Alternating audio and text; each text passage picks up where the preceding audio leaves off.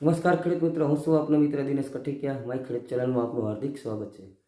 ખેડૂત મિત્રો, આ વર્ષે તમે જુઓ તો જીરું ઉગવામાં બહુ કેવર આવે. પછી તમે જુઓ તો ઘરઘરારું હોય તે ભલે, પણ ઘરઘરારુંમાં જે આપણે ઘરઘરારું એટલે કે કોઈ ખેડૂત મિત્રોએ ગયા વર્ષે વાવેલું હોય અને આ વર્ષે આપણે વેચવું તો ખેડૂત પાસેથી ડાયરેક્ટ લેવી અને આપણે ઘરઘરારું કહેવી. પછી તમે જુઓ તો અમુક કંપનીના કોથળીના બિયારણ પણ ઉગવામાં કેવર આવે છે. ઘણી કંપનીના આ વર્ષે તમે જુઓ તો અમુક કંપનીના થોડા જ અમુક એરિયામાં તમે જુઓ તો બિયારણ કોથળીના એટલે કે કંપનીના પણ કેવર આવ્યા. તો આ બધા પાછળ કારણ શું કે જીરું ન ઉગ્યું, તો એના કારણો શું કારણે જીરું ન ઉગ્યું? તો ખેડૂત મિત્રોને ખબર છે કે ગયા વર્ષે પણ આપણે ઘરઘરારું જીરું લાવ્યા હતા, ખેડૂત પાસેથી લાવ્યા હતા અને જીરું ન ઉગ્યું. તો હવે આપણે કોથળીને લાવીએ તો કોથળીમાં તમારે 95% ચાન્સ એવા રહે કે ઉગે. 5% અમુક ટાઈમ બની જાય કંપનીને પણ એવું સંગ્રહ જે કરતા હોય જે જથ્થો એમાં ભેદ કદાચ લાગી ગયો તો અમુક ટાઈમ એવું બનતું હોય. એવું નથી કે 100% કોથળીના પણ ઉગી જાય, કાલો આખી ઉગીને વાવી દીધું. તો અમુક ટાઈમ બિયારણ કંપનીના પણ એવું બને છે કે દાણો પણ નથી નીકળતો. અમુક ટાઈમ એવું બને કે 50% ઉગાવો આવતો હોય, અમુક ટકા 70%, 60% આવો ઉગાવો આવતો હોય, અમુક ટકા એવું બનતું હોય કે ધોરિયાની પારીએ દેખાતું હોય કે ક્યારાની પારીએ ઊભી દેખાતું હોય. તો આવા પ્રોબ્લેમ આવે કે ભાઈ મારે નથી ઉગ્યું, ઓલો કહેશે મારે નથી ઉગ્યું. પછી ઘરઘરારું તો આ વર્ષે તમે જુઓ તો હું માનું છું કે લગભગ 80 થી 90% જીરું ઘરઘરારું જે ખેડૂત મિત્રો પાસેથી જે લાવેલા છે એ લગભગ નથી ઉગ્યું, કોઈ ખેડૂત મિત્રોને ઉગ્યું. તો ઘરઘરારું જે જીરું લાવ્યા તો એમાં પણ કેવું બન્યું, દાખલા તરીકે હું જ છું, એક ખેડૂત પાસેથી હું 20 કિલો જીરું લાવ્યો અને મારે એક ખેતરમાં 10 કિલો જોઈએ અને બીજા ખેતરમાં પણ 10 કિલો જોઈએ, એટલે હું 20 કિલો લાવ્યો એટલે કે એક મણ લાવ્યો. હવે એક ખેતરમાં ઉગ્યું, એક ખેતરમાં ન ઉગ્યું એટલે તો આમ 5-10% એટલે ન ઉગ્યું જ કહેવાય.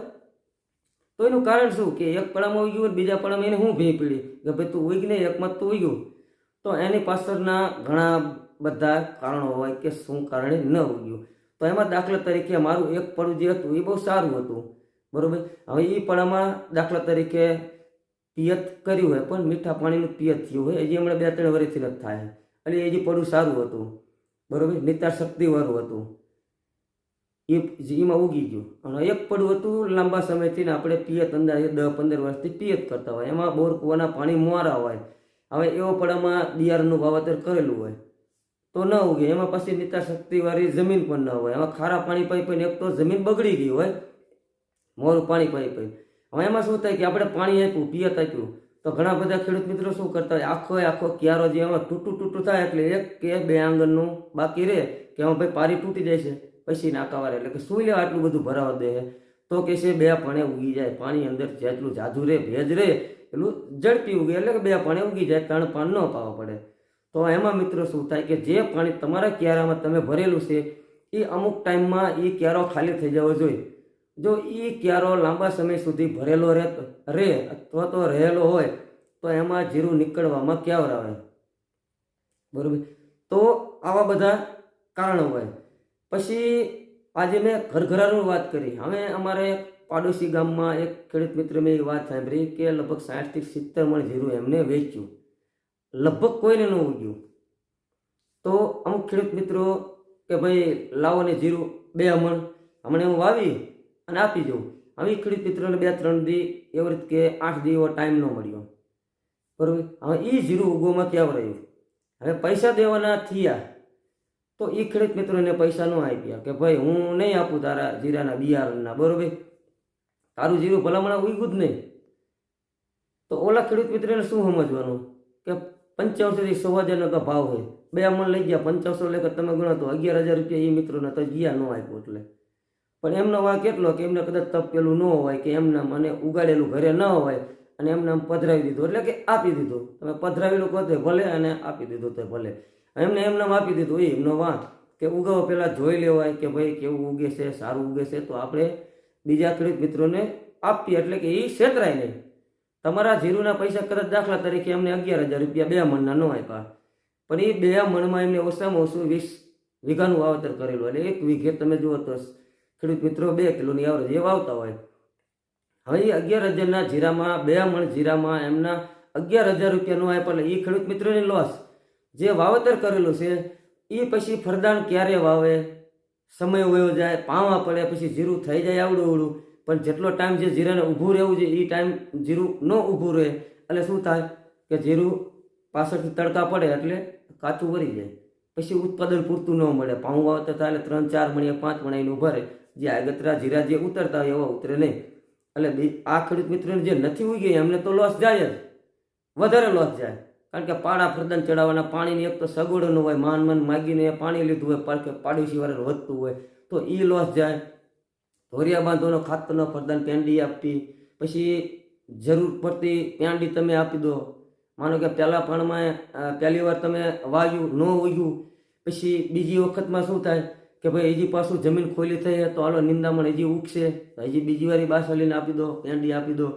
તો વધારે પડતી આપી હોય તો એમાં પણ પ્રોબ્લેમ આવે. બીજી વાર કદાચ તમે વાવેતર કરેલું હોય તો પણ ન ઉગે. મારે પાડોશી ગામે પાંડવરા એક દરબારનો ફોન આવ્યો હતો, આપણા ખેડૂત મિત્ર જ છે, મહેન્દ્ર નામ તો ભૂલી ગયો, પણ એ ખેડૂત મિત્રોનો મારામાં ફોન આવ્યો, દિનેશભાઈ મેં પહેલાં ઘરઘરારું વાવ્યું હતું, પછી મેં કંપનીનું બિયારણ લીધું. આપણે કંપનીનું નામ નથી દેતા ભાઈ આનું ઉગ્યું ન ઉગ્યું, એ કંપનીનું એટલે કે પ્રાઇવેટ કંપનીનું જે એગ્રોવાળા અમે બધા જે વેચતા હોય એ, એટલે એ કંપનીનું એવી રીતે બિયારણ લાવ્યા. હવે એ બીજી વાર વાવ્યું હતું કંપનીનું, એ પણ ન ઉગ્યું. ઘરઘરારું તો હાલો નથી ઉગ્યું 80-90%, પણ કંપનીનું પણ ન ઉગ્યું. તો એની પાછળ શું કારણ? કદાચ ખોટું પણ હોઈ શકે અથવા ન પણ હોય. તો એનું કારણ કે પડું તમારું જે એકવારી તમે વાવ્યું હતું એટલે તમે 2 થી 3 પાણી તમે પાયા હોય, પછી તમને ખ્યાલ આવે 2 પાણી કોક દેખાતું હોય, એટલે કે જે ત્રીજું આપી દો દબાણ હોય તો નીકળી જાય. પછી હતી એટલે એટલું નીકળ્યું, કદાચ થોડા 5% નીકળ્યું હોય, એટલે એમાં આપણું મન ન માને એટલે પાડી દીધું. એટલે એ પડવું જે રહ્યું એ લીલું રહ્યું, ભેજવાળું રહ્યું, બરોબર. હવે એની પડામાં પછી આપણે વાવેતર કરવી તો અમુક ટાઈમ ન ઉગે, પણ ન ઉગવાના કિસ્સા ફરીદાન વાવવામાં 15 થી 20% નીકળે. બાકી 80% પછી તમે કદાચ કોથળીનું લાવ્યા હો તો નીકળી જાય. પણ આ પણ બની શકે કે 15 થી 20% ખેડૂતને ન પણ ઉગે, ફરદાન નાખ્યું હોય તો. હવે ગણીને ફરદાન પહેલી વાર જે વાવ્યું હોય એ ન ઉગ્યું, એટલે બીજી વાર પહેલી વાર દાખલા તરીકે 2 કિલો નાખ્યું, ન ઉગ્યું, પછી એ ખેડૂત મિત્રોએ દાયજનો ભર્યા 3 કિલો લેખે ઠોક્યું હોય વીઘામાં. તો 3 કિલો ઉગે એટલે હું કહું રચકો પણ એની પાસે આસો પડે, તોય 3 કિલો પૂરતું નથી ઉગતું. 1 કિલો, 1.5 કિલો એવી રીતે ઉગે. અમુક ટાઈમ એવું પણ બને હજુ તો નથી ઉગતું. તો આવા બધા ઘણા કારણો હોય. પછી તમે જુઓ તો પડું ખેતર, આજે મેં આગળ વાત કરી કે જે વધારે ભેજ જાળવી રાખતું હોય, નિતાર શક્તિવાળું ન હોય, એટલે ફરદાન આપણે વાવ્યું છે એક વારી વાવ્યું, બીજી વારી વાવ્યું એટલે ભેજ વધારે હોય એટલે ન ઉગ્યું. પછી અમુક ટાઈમ એવું હોય કે ઢાળવાળી જમીન હોય, પાણી દોડીને વહી જતું હોય, બેઠું પાણી પીતું હોય તો એમાં ઉગવામાં વાંધો ન આવે, પણ દોડીને પાણી વહી જતું હોય તો આવા પડામાં પણ ઉગવામાં મિત્રો જીરું કેવું રહેતું હોય. પછી તમે જુઓ તો જે બિયારણ ખોટું, એ આગળ વાત કરી ખોટું, તો આ વર્ષે ખેડૂત મિત્રો જે હું તમને કહું કે ન ઉગવાના ઘરઘરારૂમાં કારણ શું? એક તો કંપની પાસે થોડીક કેપેસિટી સારી હોય સંગ્રહ કરવાની, એટલે ભેજ ન લાગ્યું હોય એટલે જીરું ઉગ્યું હોય. અમુક કંપનીને જે નથી ઉગતા અથવા ઓછા ઉગે તેનું કારણ એમાં થોડો ભેજ લાગી ગયો હોય એટલે ઓછું ઉગ્યું, બરાબર. પણ આપણે ખેડૂત મિત્રો જે ઘણા ખેડૂત મિત્રો શું કરે, તપવે નહીં એને ડાયરેક્ટ પછી વાવી દે, પછી ઉગવામાં ક્યાં રવાય. કામ ખેડૂત મિત્રો એવો હોય કે વાવવાનું 1-2 દિન વાર હોય ત્યારે બહાર કાઢે અને એકાદ દિન તપીએ ને ઉતાવળથી વાવી દે, ઉગવામાં ક્યાં રવાય. પછી એવું જરૂરી નથી કે તમે તપેલું હોય, હું કહું હાલો 15 દિને 1 મહિનો તમે તપવું તો પણ નથી ઉગતું. તો એનું કારણ શું?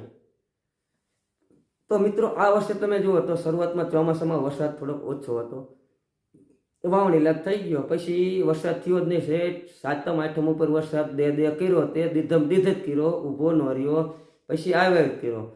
પછી કીધું ચોમાસું જાય તો સારું. પછી પાછું છેલ્લે અમારા એરિયામાં 9મા મહિનામાં 29 તારીખે પાછો 2 થી 3 ઇંચ વરસાદ થયો. એટલે મિત્રો આ વર્ષે વરસાદ ઝાઝો રહ્યો, લાંબા ગાળા વધી રહ્યો, એટલે જીરામાં ભેજ વધારે લાગી ગયો. હવે જે જીરામાં દાખલા તરીકે સણિયાનું કોથરામાં આપણે પેકિંગ કરીને જે મૂકેલું હોય એમાં ભેજ વધારે લાગે. એમાં અમે મારા કાકાની જ વાત કરો, એમને 75 મણ જીરું કમ્પ્લેટ વજન કરી અને જોખીને મૂકેલું હતું. એમાંથી 7 મણ જીરું વધ્યું ભેજના કારણે. તો એમાં કેટલો ભેજ ગયો? હવે એ અમારા કાકા ખેડૂતને બિયારણ વેચે એટલે એ જીરું ન ઉગે ને ન જ ઉગે. તો સણિયાના કોથરામાં આપણે પેક કરીને મૂકીએ મિત્રો, તો એમાં શું બને કે ભેજના કારણે અંદર જે બીજ હોય, બીજમાં નાનું એવો કોંટો અંદરને અંદર થઈ જાય. અંદરને અંદર કોંટો થઈ ગયો એટલે તમે એને 15 દિને 1 મહિનો તપવો તો એ જીરું નથી જ ઉગવાનું. એવું જરૂરી નથી કે તમે તપવું એટલે હાલો માટી થઈ ગયા કે આમાં મુઠ્ઠીમાં લેવી અને અવાજ આવવા માંડવાનો કડકડ કડકડ, એટલે કે વધારે સુકાઈ ગયું, બરોબર, કમ્પ્લેટ ભેજ બેદામાં વહી ગયો, હવે આને વાવી દઈ. પણ એનો ચોમાસામાં જ એનો બીજનો કોંટો અંદર થઈ ગયો હોય, નોર્મલી ઝીણો એવો નાનો અંદર જ થઈ ગયો. એને તમે ગમે એટલા મહિના અથવા તો દિવસ તમે તપો તો એ ઉગવાનું જ નથી. તો આ રીતનું થયું. પછી દાખલા તરીકે ઘણા ખેડૂત મિત્રોને કોક છે એવા સણિયાના કોથરામાં મૂક્યા હતા, એવા 5-10% ઉગ્યા છે. પણ જે ખેડૂત મિત્રોને પ્લાસ્ટિકની થેલી, આપણે દાખલા તરીકે યુરિયાની જે આવે એ ટાઈપની પ્લાસ્ટિકની થેલીઓમાં જે સંગ્રહ કર્યો હતો, એવા જીરાના ઉગવાના દાખલા જાજા છે કે ઉગ્યું. તો એનું કારણ શું? કે પ્લાસ્ટિકની થેલીમાં ભેજ એક તો ઓછો લાગે. તો હું આજે વિડીયો કહું મિત્રો, એટલે આવતા વર્ષે પણ તમે એવું ન કરતા કે પ્લાસ્ટિકની થેલીમાં પેકિંગ કરી મૂકી દેવી, આવતા વર્ષે ઉગે. દિનેશભાઈ વિડીયોમાં કીધું હતું.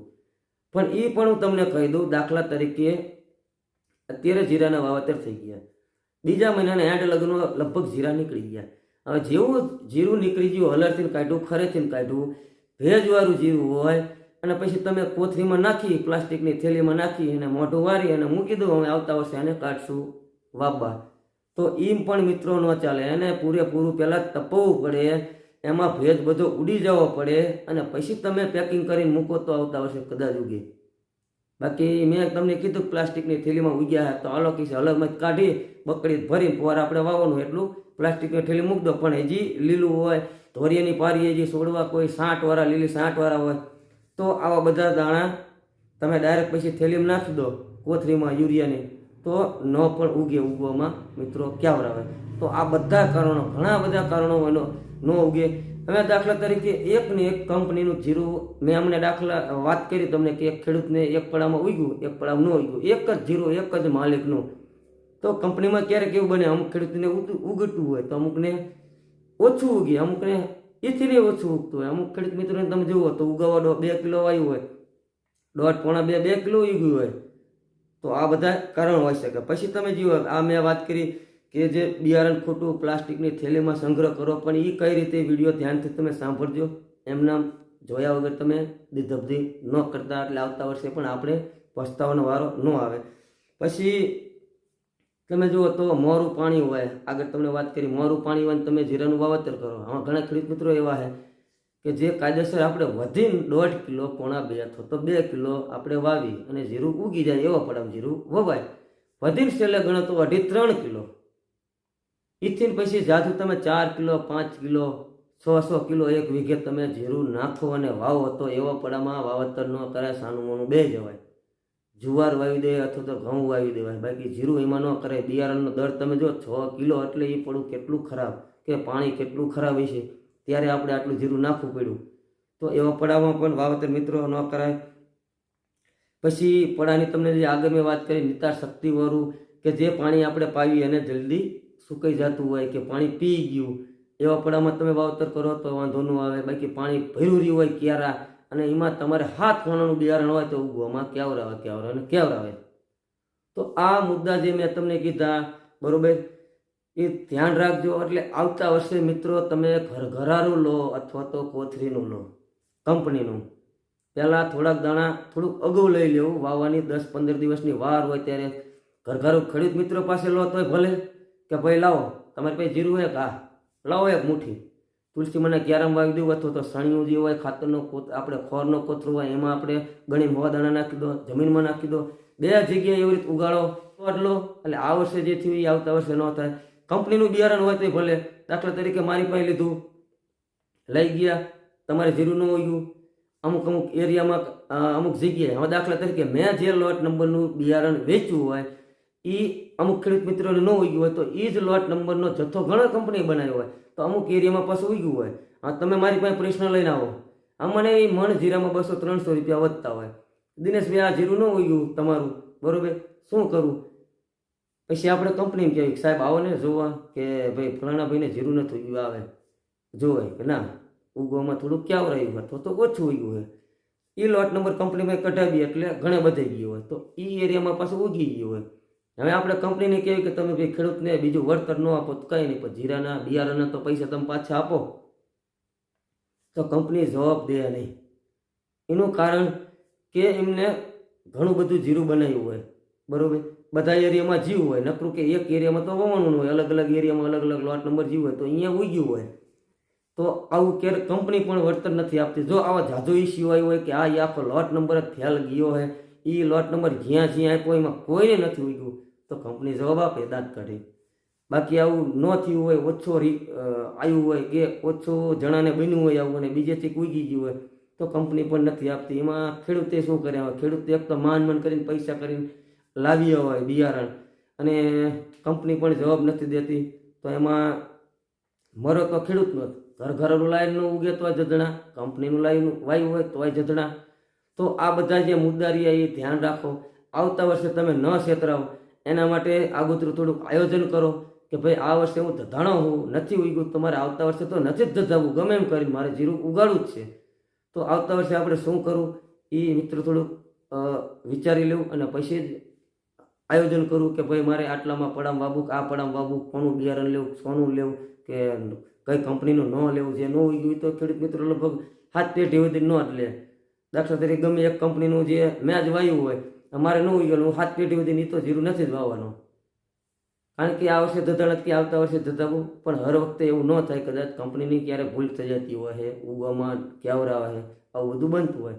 તો ખેડૂત મિત્રો બહુ વિડીયોને આગળ નહીં લઈ જતા, અહીંયા વિડીયો હું પૂરો કરીશ. પણ આ મારી માહિતી તમને સારી અને સાચી લાગી હોય તો બીજા ગ્રુપમાં શેર કરજો, સાથે સાથે સબસ્ક્રાઈબ પણ કરતા જજો કે જે મારી પાસે જે અનુભવ છે કે મને જેવું જાણવા મળ્યું છે એવું હું તમને મિત્રો કહેતો રહું એટલે તમને પણ ખબર પડે, બરાબર. તો મિત્રો આપણે જે જીરું ન ઉગવાના કારણો તમને જે મેં બતાવ્યા, તો આ સિવાયનું મેં જે કીધું મારી પાસે જે માહિતી હતી અથવા મને કોઈ ખેડૂત મિત્રે કીધું હોય કે આ કારણે ન ઉગતું આ તે, મારી પાસે એ માહિતી, એવી તમારી પાસે કોઈ એવી માહિતી હોય કે દિનેશભાઈ આ સિવાયના હજી 1-2 ટોપિક એવો રહી જાય કે હજી આના કારણેથી પણ જીરું ઉગવામાં ક્યાં આવે તો શું કારણે જીરું નથી ઉગતું, તો તમે મિત્રો કમેન્ટ બોક્સમાં જઈ અને અવશ્ય તમે કહી શકો કે દિનેશભાઈ હજી આ કારણથી પણ હજી જીરું ઉગવામાં ક્યાં રહેતું તો નથી ઉગતું.